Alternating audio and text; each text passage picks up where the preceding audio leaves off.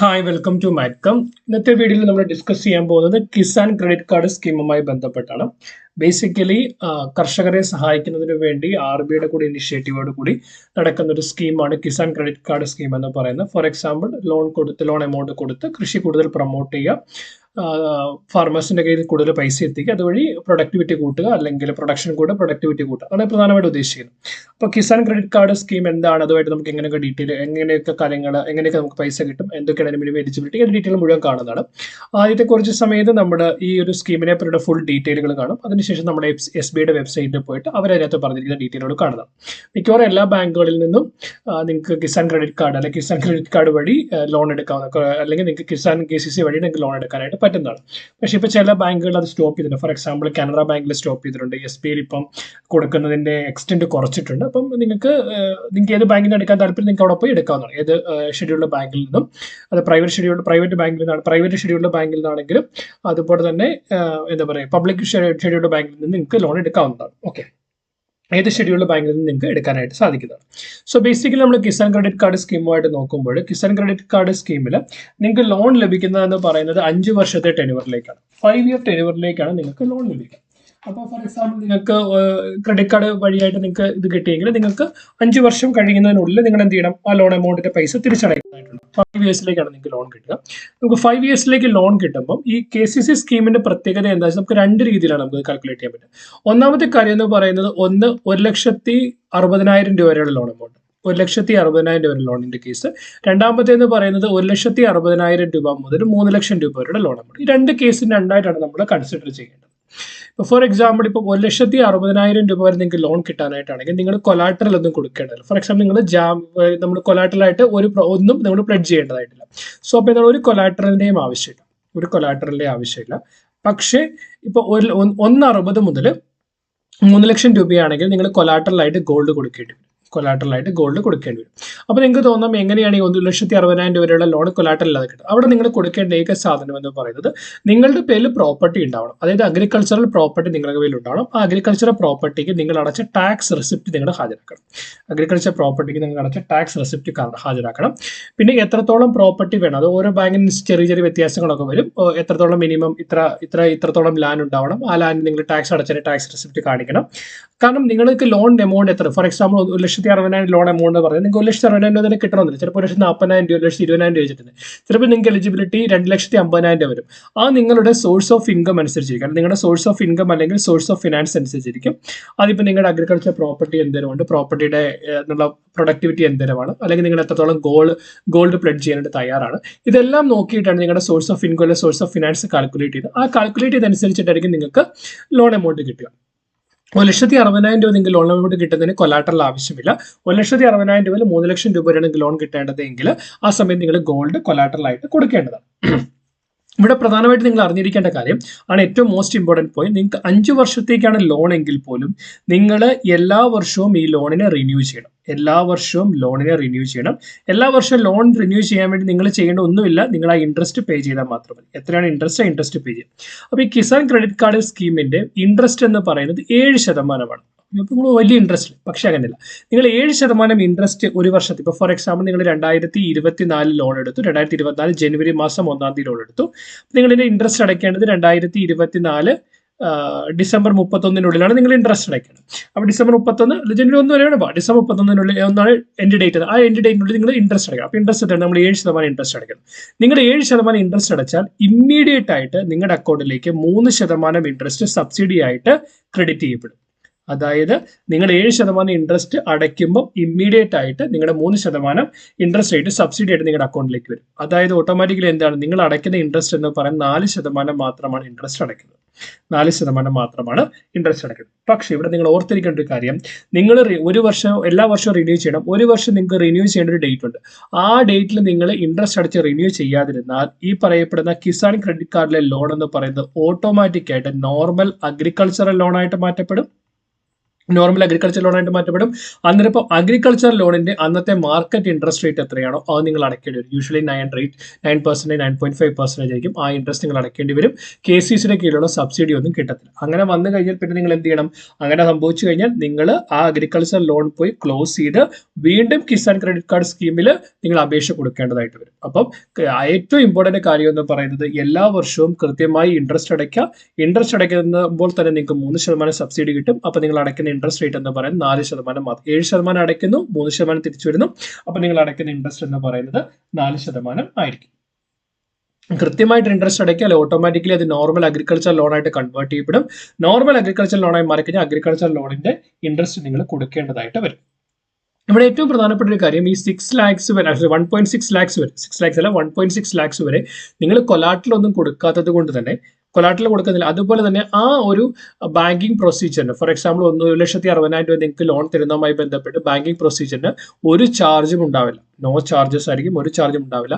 അതുപോലെ നിങ്ങൾ ഈടുകളൊന്നും കൊടുക്കുന്നില്ലാത്തത് കൊണ്ട് അതൊരിക്കലും നിങ്ങളുടെ എൻകംബ്രൻസ് സർട്ടിഫിക്കറ്റിലോ അല്ലെങ്കിൽ ബാധ്യത സർട്ടിഫിക്കറ്റിലോ റിഫ്ലക്ട് ആവത്തില്ല. നിങ്ങൾ അതിനുശേഷം പോയിട്ട് ബാധ്യത സർട്ടിഫിക്കറ്റ് എടുത്തു കഴിഞ്ഞാൽ ഈ പ്രോപ്പർട്ടി വെച്ചിട്ടല്ല നിങ്ങൾ ബാധ്യത സർട്ടിഫിക്കറ്റ് എടുത്തിരിക്കുന്നത്. അപ്പോൾ നിങ്ങൾ പ്രോപ്പർട്ടി വെച്ചിട്ട് പ്രോപ്പർട്ടി വെച്ചിട്ട് ലോൺ എടുക്കാത്തതുകൊണ്ട് ബാധ്യത സർട്ടിഫിക്കറ്റ് അത് റിഫ്ലക്ട് ആവത്തുമില്ല. അതാണ് ഇതിന്റെ ഒരു പ്രധാനപ്പെട്ട ഒരു പ്രത്യേകത എന്ന് പറയും.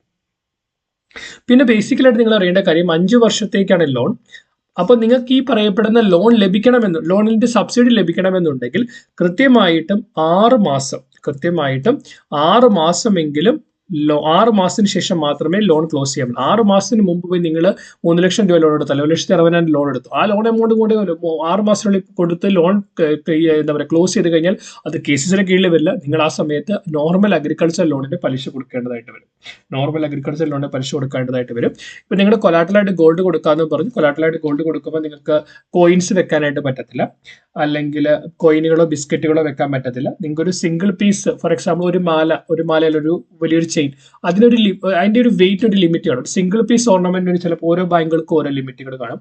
അതുപോലെ തന്നെയാണ് നോർമൽ ഗോൾഡ് കോയിൻ കൊണ്ട് വെക്കാൻ പറ്റില്ല. പക്ഷെ ബാങ്ക് ഇഷ്യൂ ചെയ്ത ബാങ്ക് ഓതറൈസ്ഡ് കോയിൻസ് ഉണ്ടെങ്കിൽ അത് നിങ്ങൾക്ക് കൊടുക്കാവുന്നതാണ്. പക്ഷെ എത്ര കോയിൻ വെക്കാം എന്നുള്ളതിന് ഓരോ ബാങ്കുകൾക്കും ഓരോ ലിമിറ്റുകളുണ്ട്. പിന്നെ ഇതുമായിട്ട് നിങ്ങൾ ബന്ധപ്പെട്ട് അറിയേണ്ട ഏറ്റവും പ്രധാനപ്പെട്ട കാര്യം, ഇപ്പോൾ ഫോർ എക്സാമ്പിൾ നിങ്ങൾക്ക് 3 ലക്ഷം രൂപ ഇഷ്യൂ ചെയ്തു. ഈ 3 ലക്ഷം രൂപ നിങ്ങൾക്ക് ലോണായിട്ട് ഇഷ്യൂ ചെയ്താൽ ഈ 3 ലക്ഷം രൂപയും നിങ്ങളുടെ നോർമൽ SB അക്കൗണ്ട് അല്ലെ സേവിംഗ് അക്കൗണ്ടിലേക്കാണ് വരിക. അപ്പോൾ നോർമൽ SB അക്കൗണ്ടിലേക്ക് വന്നു കഴിഞ്ഞാൽ നിങ്ങൾ ആ സമയം തൊട്ട് നിങ്ങൾ ആ പർട്ടിക്കുലർ പൈസ നിങ്ങൾ എടുത്തു എന്നാണ് അതിൻ്റെ അർത്ഥം. അപ്പോൾ നോർമൽ SB അക്കൗണ്ടിലേക്ക് വന്നു. ഇപ്പോൾ ഫോർ എക്സാമ്പിൾ നിങ്ങൾ 6 മാസം നിങ്ങളുടെ നോർമൽ SB അക്കൗണ്ടിൽ വന്നു. അപ്പോൾ നിങ്ങൾക്ക് 6 മാസം കഴിഞ്ഞപ്പോൾ നിങ്ങളുടെ കയ്യിൽ 1 ലക്ഷം രൂപ വന്നു. അപ്പോൾ നിങ്ങളുടെ 1 ലക്ഷം രൂപ വരുമ്പോൾ ഈ 1 ലക്ഷം രൂപ കൊണ്ടുപോയി നിങ്ങളുടെ ലോൺ അക്കൗണ്ടിൽ അടയ്ക്കുവാണെങ്കിൽ 1 ലക്ഷം രൂപ കൊണ്ടുപോയി നിങ്ങൾ ലോൺ അക്കൗണ്ടിൽ അടയ്ക്കുവാണെങ്കിൽ പിന്നെ റിമൈനിങ് എത്രയേ ഉള്ളൂ? പിന്നെ റിമൈനിങ് 2 ലക്ഷം രൂപയുള്ളൂ. അപ്പം ഈ പറയപ്പെടുന്ന ആദ്യത്തെ 6 മാസം നിങ്ങൾ ആദ്യത്തെ 6 മാസമാണ് നിങ്ങൾ 3 ലക്ഷം രൂപയുടെ ഇൻട്രസ്റ്റ് അടയ്ക്കണം. ആദ്യത്തെ 6 മാസം 3 ലക്ഷം രൂപയുടെ ഇൻട്രസ്റ്റ് ആണ് അടയ്ക്കേണ്ടത്. പിന്നീട് നിങ്ങൾ 1 ലക്ഷം രൂപ ലോൺ അക്കൗണ്ടിലേക്ക് മാറ്റിയത് കൊണ്ട് 1 ലക്ഷം ലോൺ അക്കൗണ്ടിലേക്ക് മാറ്റിയിട്ട് പിന്നീടുള്ള സമയത്ത് നിങ്ങൾ എന്ത് ചെയ്താൽ മതി? ഈ 2 ലക്ഷം രൂപയ്ക്ക് ഇൻട്രസ്റ്റ് അടച്ചാൽ മതി. 2 ലക്ഷം രൂപയ്ക്ക് ഇൻട്രസ്റ്റ്, അതായത് ഇത് ശരിക്കും വർക്ക് ചെയ്യുന്ന നോർമൽ ക്രെഡിറ്റ് കാർഡ് പോലെയാണ്. അതായത് നിങ്ങൾ പൈസ വിഡ്രോ ചെയ്തിട്ടുണ്ടോ, ആ വിഡ്രോ ചെയ്ത പൈസയ്ക്ക് മാത്രമാണ് നിങ്ങൾ ഇൻട്രസ്റ്റ് അടയ്ക്കണം. നിങ്ങൾ വിഡ്രോ ചെയ്യാത്ത പൈസയ്ക്ക് ഇൻട്രസ്റ്റ് അടയ്ക്കണം. പിന്നീട് നിങ്ങൾക്ക് വേണമെങ്കിൽ പോയി വീണ്ടും ഒരു 3 മാസത്തോടെ കഴിയുമ്പോൾ അല്ലെങ്കിൽ ഒരു 2 ആഴ്ച കഴിയുമ്പോൾ നിങ്ങൾക്ക് പോയി 1 ലക്ഷം വിഡ്രോ ചെയ്യാം. 1 ലക്ഷം വിഡ്രോ ചെയ്യുന്നല്ലോ, ആ വിഡ്രോ ചെയ്യുന്ന സമയം തൊട്ട് വീണ്ടും നിങ്ങൾക്ക് അത് ഇൻട്രസ്റ്റ് അടയ്ക്കേണ്ടത്. അപ്പം നിങ്ങളിപ്പം 3 ലക്ഷം നിങ്ങളുടെ സേവിങ്സ് അക്കൗണ്ടിലേക്ക് കിട്ടി. നിങ്ങൾ ആ കിട്ടിയ പൈസ നേരെ കൊണ്ടുപോയി ലോൺ അക്കൗണ്ടിലേക്ക് തന്നെ ഇട്ട് കഴിഞ്ഞാൽ അത് നിങ്ങൾ വിഡ്രോ ചെയ്തതായിട്ട് കണക്കാക്കപ്പെടില്ല, നിങ്ങൾ ഇൻട്രസ്റ്റ് അടയ്ക്കേണ്ടി വരില്ല. പക്ഷേ ബേസിക്കലി നിങ്ങൾക്ക് സബ്സിഡി കിട്ടുന്നത് എത്ര രൂപയ്ക്കാണോ ഇൻട്രസ്റ്റ് അടച്ചത് അത്രയും രൂപയ്ക്ക് മാത്രമേ സബ്സിഡി കിട്ടത്തുള്ളൂ. ഫോർ എക്സാമ്പിൾ ഇവിടെ ഈ 6 മാസ കാലയളവിൽ 3 ലക്ഷം രൂപയ്ക്ക് ഇൻട്രസ്റ്റ് അടച്ചു, 6 മാസത്തേക്ക് 3 ലക്ഷം രൂപയുടെ സബ്സിഡി കിട്ടും. ഇവിടെ നിങ്ങൾ പിന്നീട് അടയ്ക്കുന്നത് 2 ലക്ഷം രൂപയുടെ ഇൻട്രസ്റ്റ് അടയ്ക്കുന്നെങ്കിൽ 2 ലക്ഷം രൂപയ്ക്ക് മാത്രമേ നിങ്ങൾക്ക് സബ്സിഡി കിട്ടത്തുള്ളൂ. പിന്നെ ഏറ്റവും പ്രധാനപ്പെട്ട കാര്യം, നിങ്ങളുടെ സേവിംഗ് ബാങ്ക് അക്കൗണ്ടിലേക്ക് ഈ പൈസ വന്നു കഴിയും. സേവിംഗ് ബാങ്ക് അക്കൗണ്ടിലേക്ക് ഈ ഒരു പൈസ വന്നു കഴിയുമ്പോൾ ആളുകൾ എന്താ ചെയ്യുന്നത്, അക്കൗണ്ട് വന്നു കഴിഞ്ഞാൽ നിങ്ങൾക്ക് അത് ക്യാഷ് ആയിട്ട് മാത്രമേ വിഡ്രോ ചെയ്യാൻ പറ്റുള്ളൂ, ഓൺലൈൻ ട്രാൻസ്ഫർ ചെയ്യാൻ പറ്റില്ല. ക്യാഷ് ആയിട്ട് മാത്രമേ വിഡ്രോ ചെയ്യാൻ പറ്റുള്ളൂ. നിങ്ങൾക്ക് ഒരിക്കലും ഓൺലൈനായി ട്രാൻസ്ഫർ ചെയ്യാൻ പറ്റില്ല. അത് അവർ കൃത്യമായിട്ട് മോണിറ്റർ ചെയ്തിട്ടായിരിക്കും. ഇപ്പം അതാണ് നിങ്ങൾ അറിഞ്ഞിരിക്കേണ്ട വേറൊരു കാര്യം എന്ന് പറയുന്നത്. ദെൻ ഇതിനകത്ത് ആളുകൾ ചെയ്യുന്നത് എന്താണെന്ന് വെച്ചാൽ നിങ്ങൾക്ക് ഫോർ എക്സാമ്പിൾ 3 ലക്ഷം രൂപ കിട്ടിക്കഴിഞ്ഞാൽ 3 ലക്ഷം രൂപ കൊണ്ടുപോയി ഏതെങ്കിലും ഒരു കോപ്പറേറ്റീവ് ബാങ്കിലെ കോർപ്പറേറ്റീവ് സൊസൈറ്റിയിൽ ഇടും.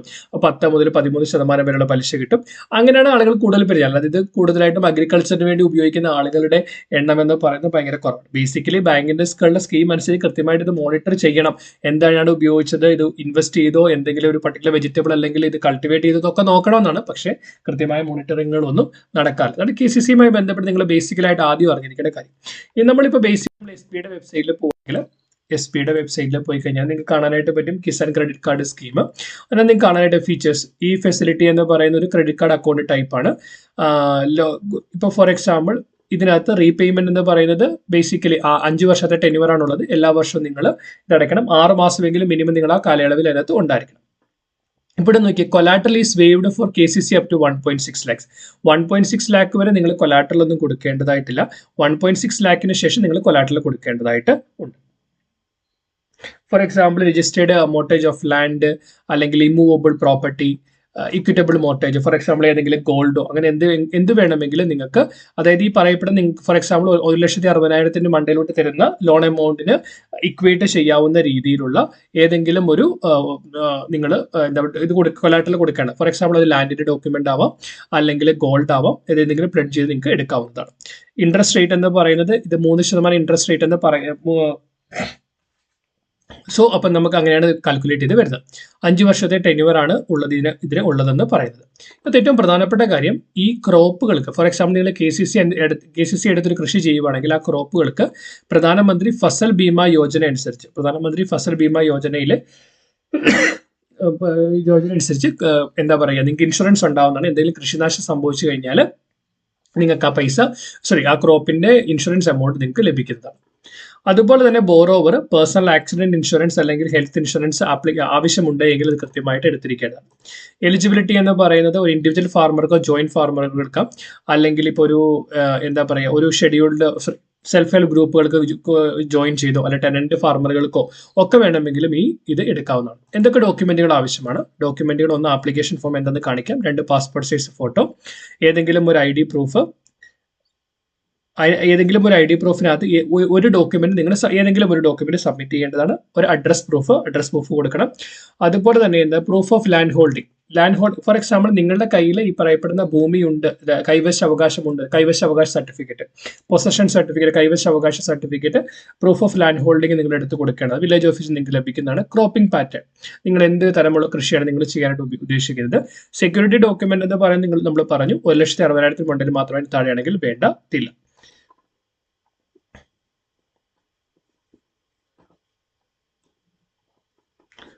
അപ്പം നമ്മൾ നോക്കി 3 ലക്ഷം രൂപ എന്ന് പറയുന്നത് 7 ലക്ഷം രൂപയാണ് ഇൻട്രസ്റ്റ് എന്ന് പറയുന്നത്. നിങ്ങൾ ഇൻട്രസ്റ്റ് എല്ലാ വർഷവും അടച്ചു കഴിയുമ്പോൾ 3% ഇൻട്രസ്റ്റ് നിങ്ങൾക്ക് തിരിച്ച് ലഭിക്കുന്നതാണ്. സോ ഇതിന്റെ ആപ്ലിക്കേഷൻ ഫോം എന്ന് പറയുന്നത് ഇതാണ്. Application form bank manager branch ഏത് ബാങ്കിലേക്കാണ് ഇത് ഓഫീസ് നമ്മളൊന്നും ചെയ്യേണ്ടതായിട്ടില്ല. നമ്മൾ എന്താണ് പുതിയ KCCക്ക് വേണ്ടിയാണോ, അല്ലെങ്കിൽ ഇപ്പം നമുക്ക് 1 ലക്ഷം രൂപയുടെ ലോൺ കിട്ടിയിരിക്കുന്ന ലോണിന്റെ എമൗണ്ട് 2 ലക്ഷമായി മാക്കണം എന്ന് പറയും എൻഹാൻസ്മെന്റ് വേണ്ടിയാണോ, അല്ലെങ്കിൽ ഇന്നോപ്പറേറ്റീവ് ആയിരിക്കുന്ന ഒരു KCC അക്കൗണ്ട് ഓപ്പറേറ്റീവ് ആക്കാൻ വേണ്ടിയാണോ, ഏത് രീതിയാണ്? നിങ്ങളുടെ പേര്, നിങ്ങളുടെ അക്കൗണ്ട് നമ്പർ, ഫോർ എക്സാമ്പിൾ നിങ്ങളുടെ ബാങ്കിൽ നിങ്ങളുടെ അക്കൗണ്ട് നമ്പർ, അതുപോലെ തന്നെ നിങ്ങളെ ഇത് സ്കീം എന്ന് പറയുന്നത് ഇഫ് നോട്ട് കവേർഡ് ഉണ്ട് പ്രധാനമന്ത്രി സുരക്ഷാ ബീമ യോജനയിലോ പ്രധാനമന്ത്രി ജീവൻ ബീമ യോജനയിലോ കവർ ചെയ്യപ്പെട്ടിട്ടില്ല എങ്കിൽ നിങ്ങൾ എന്ത് ചെയ്യണം? ആ ഒരു സ്കീം എമൗണ്ട് അടയ്ക്കേണ്ടതായിട്ടുണ്ട്, പ്രീമിയം എമൗണ്ട്. ഫോർ എക്സാമ്പിൾ 1 വർഷത്തേക്ക് 12 രൂപ SBYയിൽ അല്ലെ JJBYയിൽ ആണെങ്കിൽ നിങ്ങൾ 333 രൂപ, എത്രയാണ് 2 ലക്ഷം രൂപ വരെയുള്ള സമ്മാണ് നിങ്ങൾക്ക് ഇൻഷുർ ചെയ്ത് കിട്ടുക. ഓട്ടോമാറ്റിക്കായിട്ട് നിങ്ങളുടെ അക്കൗണ്ടിന് ക്രെഡിറ്റ് ആവും. ഇതിനകത്ത് പിന്നെ നിങ്ങളുടെ എന്തെങ്കിലും ലോൺ, നിങ്ങൾക്ക് ഓൾറെഡി ഇപ്പോൾ എന്തെങ്കിലും ലോൺ ഉണ്ടോ, നിങ്ങളുടെ ലാൻഡ് ഹോൾഡിങ്ങുമായിട്ട് ബന്ധപ്പെട്ട ഡീറ്റെയിലുകൾ, അവിടെ നിങ്ങൾ റാബിയായിട്ട് എന്താ ചെയ്യുന്നത്, ഖാരിഫ് ക്രോപ്പിൽ എന്താ ചെയ്യുന്നത്, ഏത് തരത്തിലുള്ള എന്താ പറയുക കൾട്ടിവേഷനാണ് നിങ്ങൾ നടത്തിക്കൊണ്ടിരിക്കുന്നത്, പിന്നെന്താണ് നിങ്ങളുടെ 1,60,000 മണ്ടയിലാണുള്ളതെങ്കിൽ നിങ്ങൾ എന്താണ് സെക്യൂരിറ്റി കൊലാറ്ററലായിട്ട് നിങ്ങൾ എന്താണ് ഓഫർ ചെയ്യുന്ന ആ ഡീറ്റെയിലുകൾ കൊടുക്കുക. ഫോർ എക്സാമ്പിൾ ഫിഷറീസ് അല്ല ആനിമൽ ഹസ്ബൻഡ്, ഫാം നടത്തുന്ന ആളുകളൊക്കെ ആണെങ്കിൽ എത്ര ആടുണ്ട്, എത്ര പശുവുണ്ട്, എത്ര പന്നിയുണ്ട്, എത്ര കോഴിയുണ്ട്, ഇവയൊക്കെ ഡീറ്റെയിലുകളൊക്കെ കൊടുക്കേണ്ടതാണ്. അതിനുശേഷം നിങ്ങൾ ഇത് ഡിക്ലറേഷൻ വായിക്കുക, നിങ്ങളുടെ സൈനിലെ തമ്പ് ഇംപ്രഷൻ കൊടുക്കുക, വേണ്ട ഡോക്യുമെന്റുകൾ കൊടുക്കുക.